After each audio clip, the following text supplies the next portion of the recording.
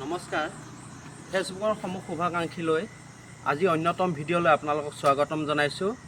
আমি আজি আছোঁ আমছৈ শিৱকুণ্ডত। তাৰে কিছু দৃশ্য আপোনালোকৰ ওচৰত অৱগত কৰাম।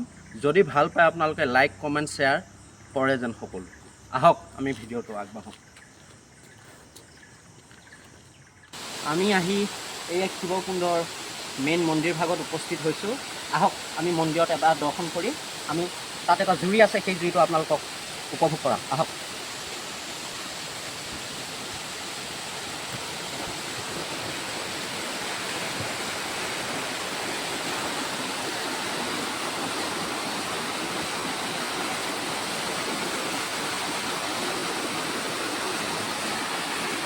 এই শিৱ মন্দিৰভাগ আমি জনামতে কিমান দিনত স্থাপিত হৈছিলে? মানে ধৰক আমাৰ আগতে মোৰ ককা দেউতা আছিলে। হয়। ককা দেউতাৰ পিছতে মোৰ দেউতা পূজাৰী আহিলে। হয়। দেউতা পূজাৰ পিছতে মই আহিছোঁ। হয়। এইখন আমি শুনামতে এই ৰামায়ণ যুগৰ কাহিনী। হয়। ৰামায়ণত যেতিয়া বোলে ৰাৱণে যে সীতাহৰণ কৰোঁতে এয়া জটাই পক্ষী কাটিছিলে, জটাই পক্ষী হয় কাটিছিলে, জটাই পক্ষী তাৰে পাখি এটা বোলে ইয়াত পৰিছিলে। হয়। সেইকাৰণে শিৱকুণ্ড বুলি কয় এইটো।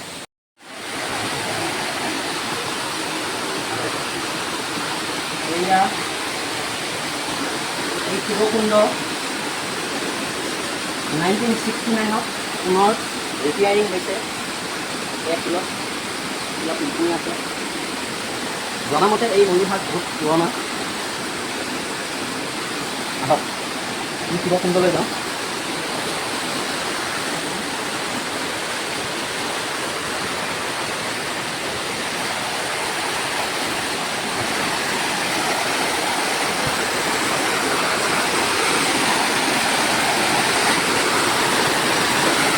এয়া শিৱকুণ্ড।